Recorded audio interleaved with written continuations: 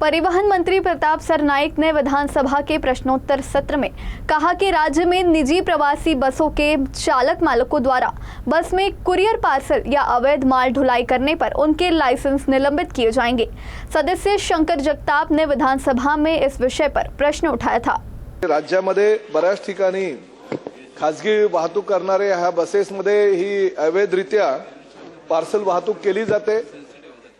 काही बसेसमध्ये ही AC buses असल्या कारणानं वरच्या टपावर त्यांना काही पार्सल नेता येत नाही, परंतु ज्या नॉन एसी बसेस असतात त्या ठिकाणी वरच्या टपावर सुद्धा त्या पार्सल ते घेऊन जात असतात।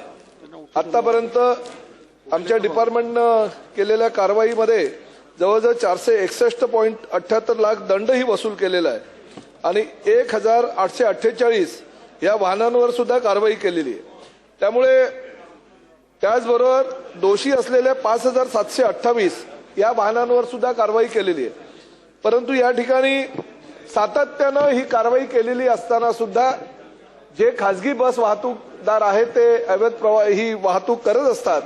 त्यामुळे माननीय सदस्यांनी सुचवल्यानुसार मी माझ्या आरटीओच्या अधिकाऱ्यांना अशा सूचना केलेल्या आहेत की फक्त दंड वसूल करून चालणार नाही, तर वारंवार जे दोषी सिद्ध होणारे हे वाहन चालक आहेत किंवा जे मालक आहेत त्यांच्यावर मोटर वाहन अधिनियम 1988 च्या कलम 86 अन्वये अशा प्रकारे जर बेकायदेशीररित्या वाहतूक ते करत असतील पार्सलची तर परवाना निलंबनाची कारवाई करण्यात येईल।